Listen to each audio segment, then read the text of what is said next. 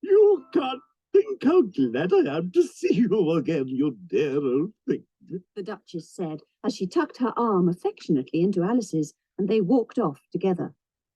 Alice was very glad to find her in such a pleasant temper, and thought to herself that perhaps it was only the pepper that had made her so savage when they met in the kitchen. "When I'm a Duchess," she said to herself, not in a very hopeful tone, though, "I won't have any pepper in my kitchen at all. Soup does very well without. Maybe it's always pepper that makes people hot-tempered," she went on, very much pleased at having found out a new kind of rule. "And vinegar that makes them sour, and chamomile that makes them bitter, and barley sugar and such things that make children sweet-tempered. I only wish people knew that. Then they wouldn't be so stingy about it, you know." She'd quite forgotten the Duchess by this time, and was a little startled when she heard her voice close to her ear. "You're thinking about something, my dear, and that makes you forget to talk. I can't tell you just now what the moral of that is, but I shall remember it in a bit." "Perhaps it hasn't one," Alice ventured to remark. "Tut, tut, child. Everything's got a moral, if only you can find it." And she squeezed herself up closer to Alice's side as she spoke. Alice did not much like keeping so close to her, first because the Duchess was very ugly, and secondly because she was exactly the right height to rest her chin upon Alice's shoulder, and it was an uncomfortably sharp chin. However, she did not like to be rude, so she bore it as well as she could. "The game's going on rather better now," she said, by way of keeping up the conversation a little. "'Tis so, and the moral of that is, oh, 'tis love that makes the world go round." "Somebody said," Alice whispered, "that it's done by everybody minding their own business." "Ah, well, it means much the same thing." The Duchess dug her sharp little chin into Alice's shoulder as she added, "And the moral of that is, take care of the sense, and the sounds will take care of themselves." "How fond she is of finding morals in things," Alice thought to herself. "I dare say you're wondering why I don't put my arm round your waist. The reason is that I'm doubtful about the temper of your flamingo. Shall I try the experiment?" "He might bite," Alice cautiously replied, not feeling at all anxious to have the experiment tried. "Very true. Flamingos and mustard both bite. And the moral of that is, birds of a feather flock together." "Only mustard isn't a bird," Alice remarked. "Right as usual. What a clear way you have of putting things." "It's a mineral, I think," said Alice. "Of course it is. The Duchess seemed ready to agree to everything that Alice said. There's a large mustard mine near here, and the moral of that is, the more there is of mine, the less there is of yours." "Oh, I know," exclaimed Alice, who'd not attended to this last remark. "It's a vegetable. It doesn't look like one, but it is." "I quite agree with you, and the moral of that is, be what you would seem to be, or, if you'd like it put more simply, never imagine yourself not to be otherwise than what it might appear to others that what you were or might have been was not otherwise than what you had been would have appeared to them to be otherwise." "I think I should understand that better if I had it written down. But I can't quite follow it, as you say it." "That's nothing to what I could say if I chose." "Pray don't trouble yourself to say it any longer than that." "Oh, don't talk about trouble. I make you a present of everything I've said as yet." "A cheap sort of present," thought Alice. "I'm glad they don't give birthday presents like that." But she did not venture to say it out loud. "Thinking again?" The Duchess asked, with another dig of her sharp little chin. "I've a right to think," said Alice sharply, for she was beginning to feel a little worried. "Just about as much right as pigs have to fly, and the more—" But here, to Alice's great surprise, the Duchess's voice died away, even in the middle of her favourite word, moral, and the arm that was linked into hers began to tremble. Alice looked up, and there stood the Queen in front of them, with her arms folded, frowning like a thunderstorm. "A fine day, Your Majesty." The Duchess began in a low, weak voice. "Now, I give you fair warning," shouted the Queen, stamping on the ground as she spoke. "either you or your head must be off, and that's in about half no time. Take your choice." The Duchess took her choice and was gone in a moment. Let's go on with the game, the Queen said to Alice, and Alice was much too frightened to say a word, but slowly followed her back to the croquet ground. The other guests had taken advantage of the Queen's absence and were resting in the shade. However, the moment they saw her, they hurried back to the game, the Queen merely remarking that a moment's delay would cost them their lives. All the time they were playing, the Queen never left off quarrelling with the other players and shouting, "Off with his head!" or "Off with her head!" Those whom she sentenced were taken into custody by the soldiers, who of course had to leave off being archers to do this, so that by the end of half an hour or so there were no archers left, and all the players, except the King, the Queen, and Alice, were in custody and under sentence of execution. Then the Queen left off, quite out of breath, and said to Alice, "Have you seen the mock turtle yet?" "No, I don't even know what a mock turtle is." "It's the thing mock turtle soup is made from." "I never saw one, or heard of one." "Come on then, and he shall tell you his history." As they walked off together, Alice heard the King say in a low voice to the company generally, "You are all pardoned." "Come, that's a good thing," she said to herself, for she'd felt quite unhappy at the number of executions the Queen had ordered.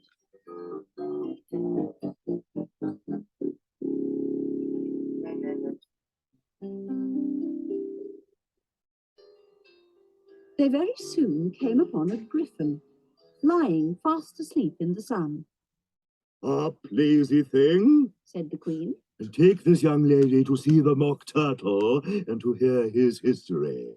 I must go back and see after some executions I have ordered." And she walked off, leaving Alice alone with the griffin. Alice didn't quite like the look of the creature, but on the whole she thought it would be quite as safe to stay with it as to go after that savage Queen. So she waited. The griffin sat up and rubbed its eyes. Then it watched the Queen till she was out of sight. Then it chuckled and said, half to itself, half to Alice, "What fun!" "What is the fun?" said Alice. "Why, she is all her fancy that they never executes nobody, you know. Come on." Everybody says, "Come on" here, thought Alice, as she went slowly after it. I never was so ordered about in all my life, never.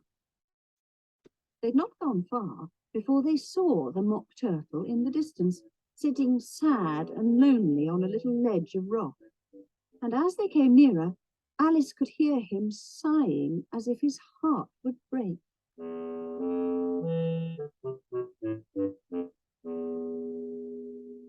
She pitied him deeply. "What is his sorrow?" she asked the griffin, and the griffin answered, very nearly in the same words as before, "It's all his fancy that. He hasn't got no sorrow, you know. Come on." So they went up to the mock turtle, who looked at them with large eyes full of tears, but said nothing. The griffin addressed it, saying, "This here young lady, she wants for to know your history, she do." "I'll tell it her," said the mock turtle in a deep, hollow tone. "Sit down, both of you, and don't speak a word till I've finished." So they sat down, and nobody spoke for some minutes. Alice thought to herself, I don't see how he can ever finish if he doesn't begin. But she waited patiently. "Once Said the mock turtle at last with a deep sigh, I was a real turtle." These words were followed by a very long silence, broken only by an occasional exclamation of from the griffin and the constant heavy sobbing of the mock turtle.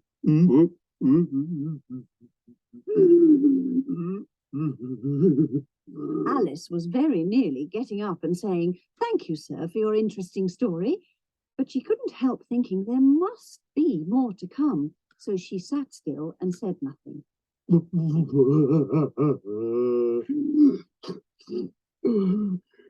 "When we were little," the mock turtle went on at last, more calmly, though still sobbing a little now and then, "we went to school in the sea. The master was an old turtle. We used to call him Tortoise." Why did you call him Tortoise if he wasn't one? We called him Tortoise because he taught us. Really, you are very dull, said the Mock Turtle angrily. You ought to be ashamed of yourself for asking such a simple question. The Gryphon added, and then they both sat silent and looked at poor Alice, who felt ready to sink into the earth. At last the Gryphon said to the Mock Turtle, Drive on, old fellow, don't be all day about it. And he went on in these words, Yes, we went to school in the sea, though you mayn't believe it. I never said I didn't, interrupted Alice. You did, said the Mock Turtle. Hold your tongue, added the Gryphon before Alice could speak again. The Mock Turtle went on. We had the best of educations. In fact, we went to school every day. I've been to a day school too, said Alice. You needn't be so proud as all that. With extras? The Mock Turtle asked, a little anxiously. Yes, we learned French and music. And washing? Certainly not, Oh, then yours wasn't a really good school, said the Mock Turtle in a tone of great relief. No, at ours they had at the end of the bill French, music and washing. Extra. You couldn't have wanted it much, living at the bottom of the sea. I couldn't afford to learn it. I only took the regular course. What was that? Reeling and writhing, of course, to begin with. And then the different branches of arithmetic, ambition, distraction, uglification, and derision. I never heard of uglification. What is it? The Gryphon lifted up both its paws in surprise. What? Never heard of uglifying? You know what to beautify is, I suppose. Yes, said Alice doubtfully. It means to make anything prettier. Well, then, if you don't know what to uglify is, you are a simpleton. Alice did not feel encouraged to ask any more questions about it, so she turned to the Mock Turtle and said, What else had you to learn? Well, there was mystery. The Mock Turtle replied, counting off the subjects on his flappers. Mystery ancient and modern, with seography. Then drawling. The drawling master was an old conger eel that used to come once a week. He taught us drawling, stretching, and painting in coils. What was that like? Well, I can't show it to you myself, I'm too stiff. And the Gryphon never learned it. Hadn't time, The Gryphon said. I went to the classical master, though. He was an old crab, he was. I never went to him. He taught laughing and grief, they used to say. So he did, so he did. The Gryphon said, sighing in his turn, and both creatures hid their faces in their paws. And how many hours a day did you do lessons? Said Alice, in a hurry to change the subject. 10 hours the first day, 9 the next, and so on. What a curious plan. That's the reason they're called lessons, because they lesson from day to day. This was quite a new idea to Alice, and she thought it over a little before she made her next remark. Then the 11th day must have been a holiday. Of course it was. And how did you manage on the 12th? That's enough about lessons. The Gryphon interrupted in a very decided tone. Tell her something about the games now.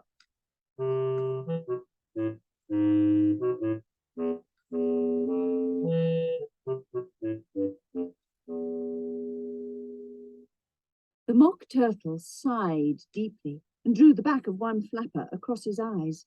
He looked at Alice and tried to speak, but for a minute or two, sobs choked his voice. Same as if he had a bone in his throat, said the Gryphon, and it set to work shaking him and punching him in the back.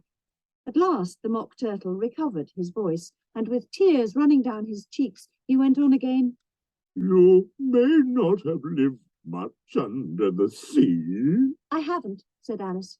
And perhaps you were never even introduced to a lobster. Alice began to say, I once tasted, but checked herself hastily and said, No, never. So you can have no idea what a delightful thing a lobster quadrille is.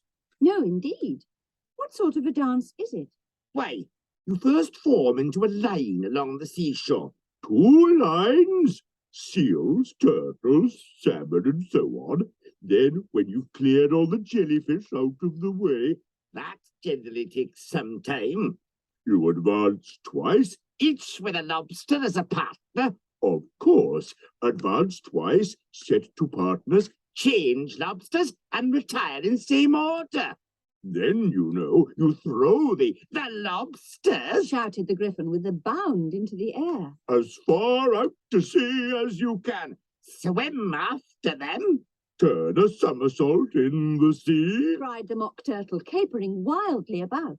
Change lobsters again. Back to land again, and that's all the first figure. Said the Mock Turtle, suddenly dropping his voice. And the two creatures, who had been jumping about like mad things all this time, sat down again very sadly and quietly and looked at Alice. It must be a very pretty dance, said Alice timidly. Would you like to see a little of it? Very much indeed. Come, let's try the first figure. We can do without lobsters, Which shall sing? Oh, you sing. I've forgotten the words. So they began, solemnly dancing round and round Alice, every now and then treading on her toes when they passed too close, and waving their forepaws to mark the time, while the Mock Turtle sang this, very slowly and sadly. Will you walk a little faster, instead of waiting to a snail? There's a porpoise close behind us, and he's treading on my tail. See how eagerly the lobsters and the turtles all advance? They are waiting on the shingle. Will you come and join the dance? Will you, won't you, will you, won't you, will you join the dance?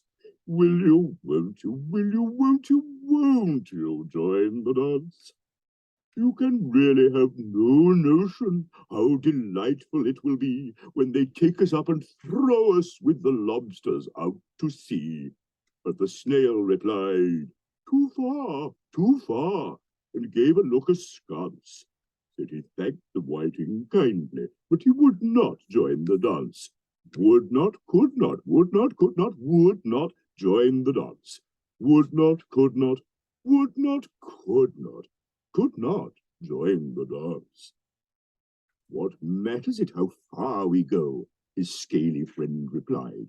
There is another shore, upon the other side. The further off from England, the nearer is to France. Then turn not pale, beloved snail, but come and join the dance. Will you, won't you, will you, won't you, will you join the dance? Will you, won't you, will you, won't you join the dance? Thank you. It's a very interesting dance to watch, said Alice, feeling very glad that it was over at last. And I do so like that curious song about the whiting. Oh, as to the whiting, you've seen them, of course. Yes, I've often seen them at din. She checked herself hastily. I don't know where din may be, but if you've seen them so often, of course you know what they're like. I believe so. They have their tails in their mouths, and they're all over crumbs. You're wrong about the crumbs. Crumbs would all wash off in the sea, but they have their tails in their mouths. And the reason is... Here the Mock Turtle yawned and shut his eyes. Tell her about the reason and all that, She said to the Gryphon. The reason is that they would go with the lobsters to the dance. So they got thrown out to sea. So they had to fall a long way. So they got their tails fast in their mouths. So they couldn't get them out again, that's all. Thank you. It's very interesting. I never knew so much about a whiting before. I can tell you more than that if you like. Do you know why it's called a whiting? I never thought about it. Why? It does the boots and shoes. Alice was thoroughly puzzled. Does the boots and shoes? She repeated in a wondering tone. Why, what are your shoes done with? I mean, what makes them so shiny? Alice looked down at them and considered a little before she gave her answer. They're done with blacking, I believe. Boots and shoes under the sea are done with whiting. Now you know. And what are they made of? Soles and eels, of course. Any shrimp could have told you that. If I'd been the whiting, said Alice, whose thoughts were still running on the song, I'd have said to the porpoise, keep back, please, we don't want you with us. They were obliged to have him with them. The Mock Turtle said. No wise fish would go anywhere without a porpoise. Wouldn't it really? Said Alice in a tone of great surprise. Of course not. Why, if a fish came to me and told me he was going a journey, I should say, with what purpose? Don't you mean purpose? I mean what I say. The Mock Turtle replied in an offended tone, and the Gryphon added, Come, let's hear some of your adventures. I could tell you my adventures, beginning from this morning, but it's no use going back to yesterday because I was a different person then. Explain all that. No, the adventures first. Explanations take such a dreadful time. So Alice began telling them her adventures from the time when she first saw the White Rabbit.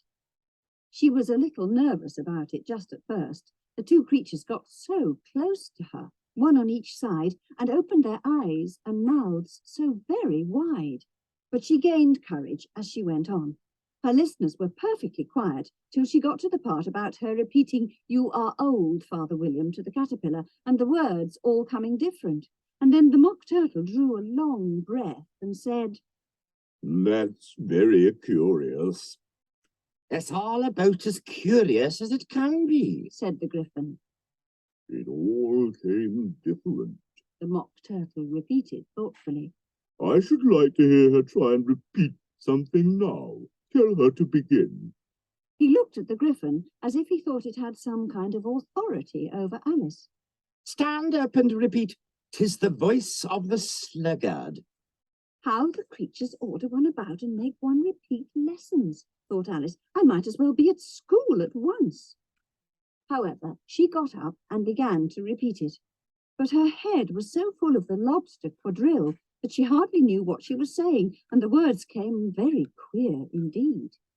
"'Tis the voice of the lobster. I heard him declare, you have baked me too brown, I must sugar my hair. As a duck with its eyelids, so he with his nose trims his belt and his buttons and turns out his toes." That's different from what I used to say when I was a child, the Gryphon said. Well, I never heard it before, said the Mock Turtle. But it sounds uncommon nonsense. Alice said nothing. She had sat down with her face in her hands, wondering if anything would ever happen in a natural way again. I should like to have it explained, the Mock Turtle said.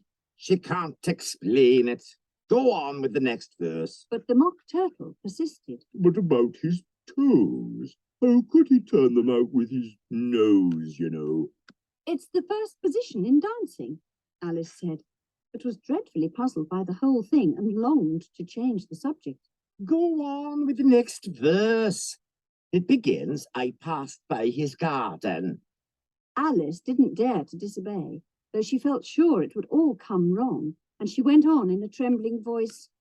I passed by his garden and marked with one eye how the owl and the panther were sharing pie. What is the use of repeating all that stuff if you don't explain it as you go on? It's by far the most confusing thing I ever heard. Yes, I think you'd better leave off, said the Gryphon, and Alice was only too glad to do so. Shall we try another figure of the lobster quadrille?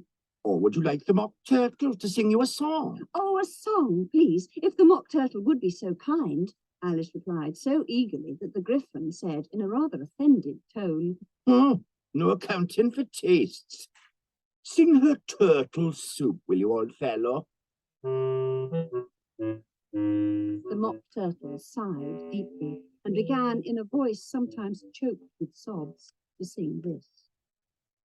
Beautiful soup, so rich and green, waiting in a hot tureen.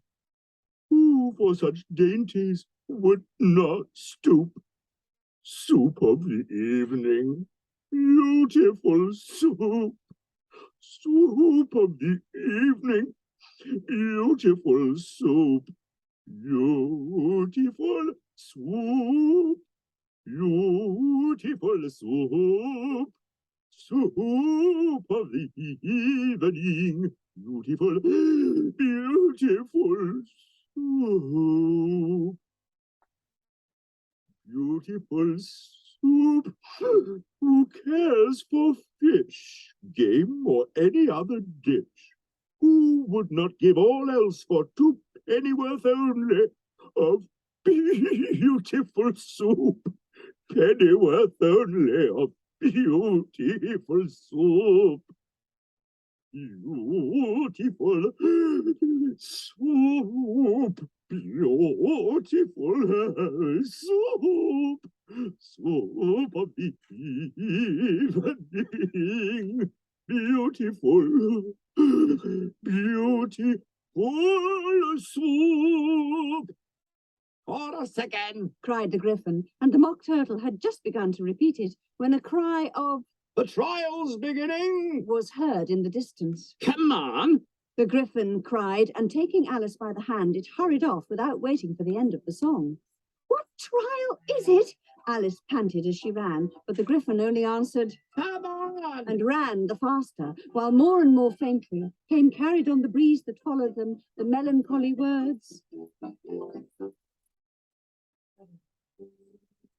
Soup of the evening.